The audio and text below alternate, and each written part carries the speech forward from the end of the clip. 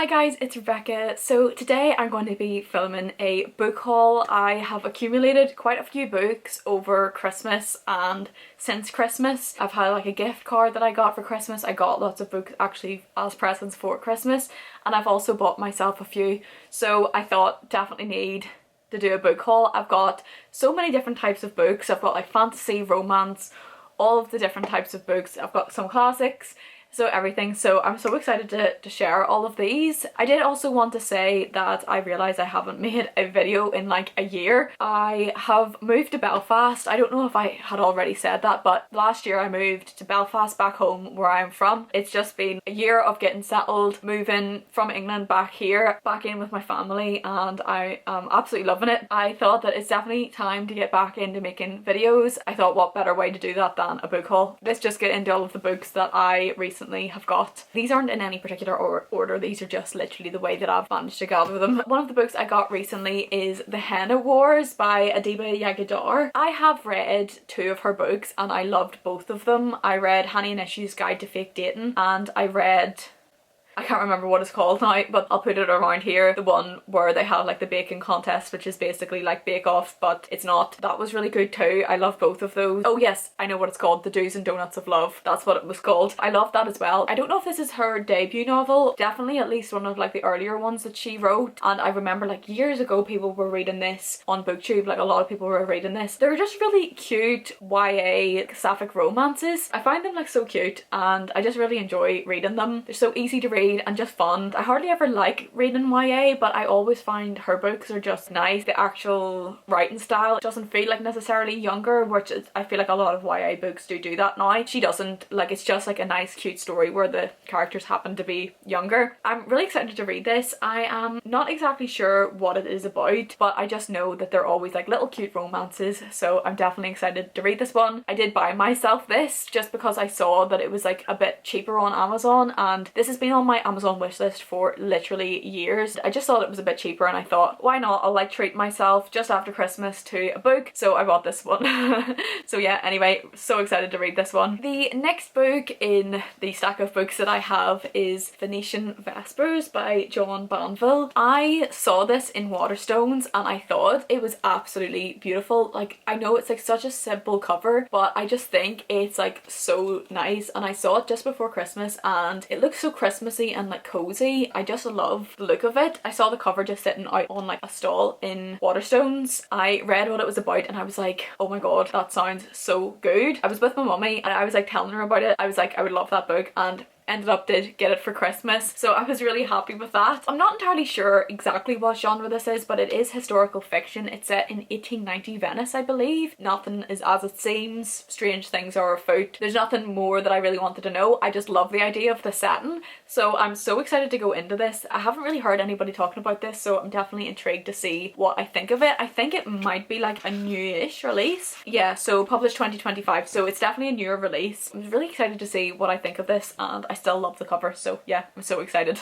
The next book on my stack is again one that I did buy myself. I bought this at the same time as I bought The Henna Wars. I just ordered this on Amazon. I try not to buy books from Amazon because I do like buying them from actual bookstores and everything. Sometimes whenever I see them really cheap, I'm sorry, I can't help but buy them. This has been on my Amazon wishlist for ages and ages, literally years. I think this came out in about 2018, so it's been on my Amazon wishlist for years. I've been really wanting to get it, and that is The Butcher's Hook by Janet Ellis. This seems so interesting. I'll actually read out the description because I'm not sure I'll do as good a job as explaining what it's about. But this again is a literary fiction, historical fiction novel. I saw somebody talk about this years ago and I can't remember who. It wasn't like that popular or anything, but I saw one or two people talking about it and I was like, I would love to read that. It was always like a bit on the more expensive side, and it's just like not something like I prioritized buying for myself until I saw that it was a lot cheaper than usual on Amazon. I just thought, you know what, I'm just gonna get that because it's been there on my wish list for so long. I'm just gonna buy it. My wish list is literally just a wish list for me to buy later. It's set in Georgian London in the summer of 1763. It says, at 19, Anne Jacob is awakened to the possibility of joy when she meets Fub, the butcher's apprentice, and begins to imagine a life of passion with him. The only daughter of well-to-do parents, Anne lives a sheltered life. Her home is a miserable place. Though her family want for nothing, her father is uncaring, her mother is ailing, and the baby brother who taught her to love is dead. Unfortunately, her parents have already likely chosen a more suitable husband for her than Fub, but Anne is a determined young woman with an idiosyncratic moral compass. In the matter of pursuing her own happiness, she shows no fear or hesitation, even if it means getting a little blood on her hands. A vivid and surprising tale, The Butcher's Hook brims with the colour and atmosphere of Georgian London as seen through the eyes of a strange and memorable young woman. That just sounds so good. I absolutely can't wait to read it. I'm just so intrigued to see what this is like. The next book I got, this one I got for Christmas, and that is Fyodor Dostoevsky's White Nights. I know this is like a book that a lot of people have read, especially anybody that enjoys reading classics, and I have never read any Russian classics ever. I do have The Idiot by Dostoevsky. I got that like last year, I think. Haven't got around to it. I did really want to read this because it's so short. I thought maybe this would be a good place for me to start. I'm definitely going to read The Idiot either way. I just really wanted this because so many people talk about it. I honestly have no idea what it is about. I think that I'll probably just go into it kind of blind. It does have a little sentence about it on the back of this book, and it says, two devastating Russian stories of solitude, unrequited love and depravity from beyond the grave. Like I said, it's a very short little book, so it should be good to get me started with Russian literature. The next book I got as well, I got for Christmas, and I am so excited for this one. This is The Will of the Many by James Islington. This is a fantasy a lot of people are reading. I saw Sarah Caroli read this, and usually I'm not like interested really in fantasy anymore. I have realised that I'm a lot less of a fan of fantasy than maybe I had thought previously, but a lot of the time if I do read fantasy, I'll be reading them for months and then it'll put me into a slump and then I just like stop reading. But whereas especially like literary fiction or any other genre really, I'm more likely to read quicker. But whenever I heard about this, I just thought it sounded really good because I do like books generally set in an academic setting, and this is what this sounded like to me. I know it's like absolutely huge, so me saying that like it takes me ages to read fantasy, I hope this doesn't happen with this one. Whenever Sarah was explaining it in one of her videos, I genuinely could not repeat what it was that she was talking about because it does seem like quite complex. I do think that this does have an academy setting. That's all that I really need to know. Please let me know if you have read this and what you think about it, because I'm intimidated by it, but I still have like the excitement about it, so I want to like keep that and go into it still excited, because I'm hoping that if I keep that excitement for it, then I'm more likely to read it quicker without getting actually into a reading slump. Please let me know if you enjoyed this. Hopefully you did, because then I can keep up again with my excitement with it. It does have a small description, so I'll read that, and it says, at the elite Katanin Academy, a young fugitive uncovers layered mysteries and world-changing secrets in this new fantasy series by internationally best-selling author James Islington. That sounds really good. I'm so excited to read it. The next book that I got was a present for Christmas as well. This one I have wanted for ages and I do collect these editions, and that is The Master and Margarita by Mikhail Bulgakov. By Mikhail Bulgakov, I think. I'm not entirely sure. I probably have said that completely wrong. I've just realised that I've actually never tried to pronounce that author's name before. These are the Penguin Classics Deluxe editions. I love these. I don't know if you can see, but they have the most beautiful deckled edges. I just think that this book is absolutely beautiful, and I've been looking at this for so long and I've heard so many amazing things about this. At this point I'm more of a book collector than a book reader because I've got so many classics. I like to just keep on the classics. Like even if I don't like a classic, they're the only things that I will never give away, because I like to have like a library of classics. I like to just own them and then get to them whenever I'm ready. I do read classics, but I do also really like to collect them. I feel like it's a whole hobby in itself at this point. This is one of the ones that I didn't have. It sounds amazing. I'll read out a description of this one. Nothing in the whole of literature compares with The Master and Margarita. One spring afternoon, the devil, trailing fire and chaos in his wake, weaves himself out of the shadows and into Moscow. Mikhail Bulgakov's fantastical, funny and devastating satire of Soviet life combines two distinct yet interwoven parts, one set in contemporary Moscow, the other in ancient Jerusalem, each brimming with historical, imaginary, frightful and wonderful characters. Written during the darkest days of Stalin's reign and finally published in 1966 and 1967, The Master and Margarita became a literary phenomenon, signalling artistic and spiritual freedom for Russians everywhere. That sounds amazing. I absolutely cannot wait to read this. I need to start reading Russian classic literature because I've never read any. This just sounds amazing, so I'm so excited to get to this one. The next book I have is Girl Dinner by Olive E. Blake. I got this for Christmas as well as a present for Christmas. Loved this cover. Whenever I saw it, I hadn't ever read an Olive E. Blake book before, but I don't know, I just love this cover. I think it's like so pretty. It is a signed edition as well. I got this from Waterstones. Well, I know that it's from Waterstones, even though I got it as a present, but I saw it in Waterstones and that's whenever I was like, I really want that because it sounded so interesting as well. I have since read this one. I'm not really sure how to describe it without really giving a spoiler. This is like a satirical novel that does follow two different characters. So in one point of view we follow Nina, who is in sophomore of university, and we follow her as she tries to join this sorority called the House. It's quite like a strange cult-like vibe. We follow her as she just really wants to join this because it's this sorority that historically has housed so many successful women. Like, they have gone on to do so many successful, amazing things. So Nina's like, I really want to join this because all of the women are like absolutely beautiful, just seemingly perfect. Nina just really wants to be a part of it. In the other point of view, we follow Dr. Sloan. She is a sociology lecturer at the university. A lot of it is basically her commenting on what it's like to be a mother that doesn't have a lot of input from her husband. Just how difficult it is to be a mother at the same time as working and trying to like balance everything. A lot of like strange things do start to happen. It'll go through just streams of thought. I really enjoyed that. I've seen a lot of people say like on Goodreads and things that they didn't enjoy that, but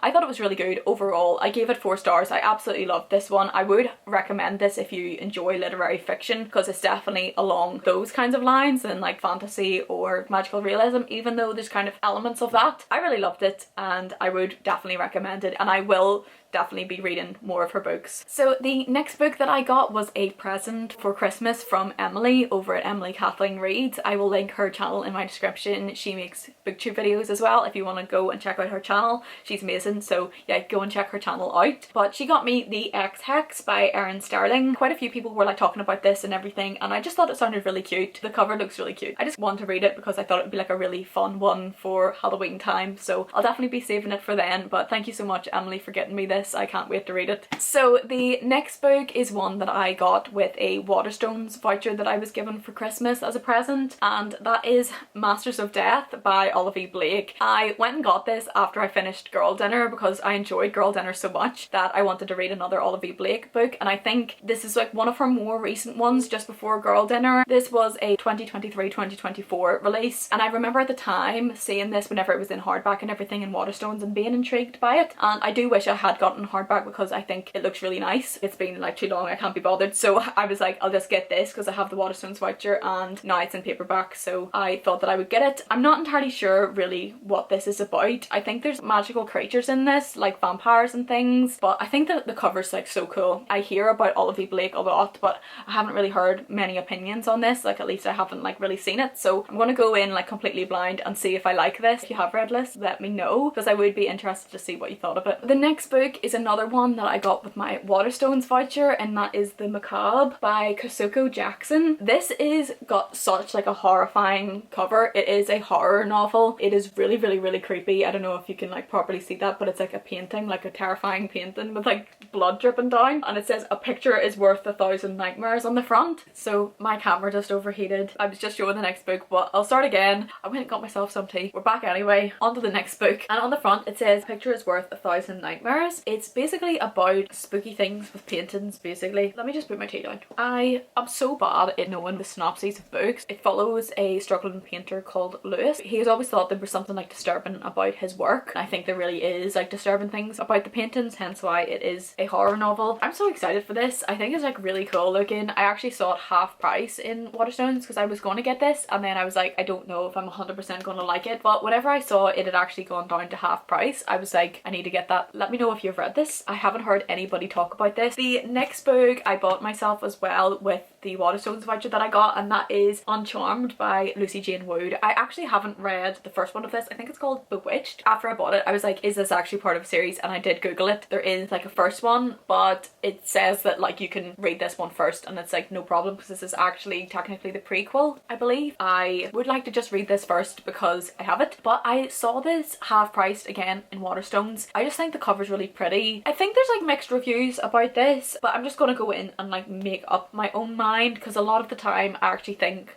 the opposite of what like most people do. So if a lot of people aren't liking it, it's very possible that I will. It doesn't put me off whenever other people don't like something. It's actually more likely to put me off if everybody does, because like I just seem to always have a different opinion. I think it's so cute and so girly. I mean, like, look at the inside. It's just so girly and cute. That's really all that I need to know. It's cute It's girly, it's about witches. I'm happy it was half price for a lovely hardback, so I was like, I'll read that. I'm literally happy to read that, and if I like it I'll read the first one as well. On to the last book that I got this as a Christmas present, and that is Catabasis by R.F. Kuang. I am so excited to read this. I love the cover. I just think it's so nice. I mean, look at that, like it is so pretty. If I like the cover of something, I like it more in a hardback. They stand out so much more whenever they're hardcovers. This is one of the reasons why I did ask for this for Christmas, because I knew it was new, I knew it would still be in hardback, and I wanted this exact kind of copy of it. I haven't never read anything by R.F. Kuang. I do have The Poppy War, I have Yellowface, and now I have this, but I'm going to start out with this. Over the last year I was in quite a bad reading slump. That was another reason why I wasn't really making that many videos. I've been reading a lot more and I've been getting into it more, so I'm definitely going to start out with this and then see what I think. This is about university students who travel to hell. That's everything that I need to know, and this gives me like a dark academia kind of vibe, but also with like a fantasy element. I am so excited to read this. I'm so excited to see what I think about R.F. Kuang's writing. I'm kind of scared because everybody loves her. Even if I don't like this one, which I'm sure I will, but even if I don't like this one, I will still give her other books a chance because it's likely that they are different. I've watched a lot of R.F. Kuang's interviews and I love hearing her speak. I just find her really interesting, and she's obviously really smart and everything. I assume that her writing's going to be good. I'm really hoping that I do enjoy it. I don't want to be disappointed. I think that's part of the reason why I've been kind of putting off her books, because I'm so hoping that I'll like them. I just saw that Olivia Blake has written Destined to Be a Modern Classic. If she likes it, I probably will. So that is the final book I have got. That is all of the books that I have hauled since December. Well, really since Christmas. All of these books I have gathered since Christmas. I really need to go on a book buying ban because I have so many books. Like I have literally so many books, it's actually a joke. I need to get through the books that I already have instead of just treating book collecting as its own hobby. I need to actually be book reading. That is my goal, and I have been like reading a lot more, like I said, and I have been absolutely loving it. I'm definitely going to try and get back into making the videos, maybe doing some reading vlogs again. Definitely going to start a TBR jar because it looks so fun watching other people do the prompts and everything, and hopefully that will help me read some of the books that I've had on my TBR a bit longer. I hope you enjoyed this video. If you did enjoy it, then please give it a thumbs up and subscribe, and comment if you read any of these, whether you did or didn't like them. Let me know if you've got any new books recently or any books that you have really enjoyed recently, because I would absolutely love to hear. But thank you again for watching, and I will see you in the next one.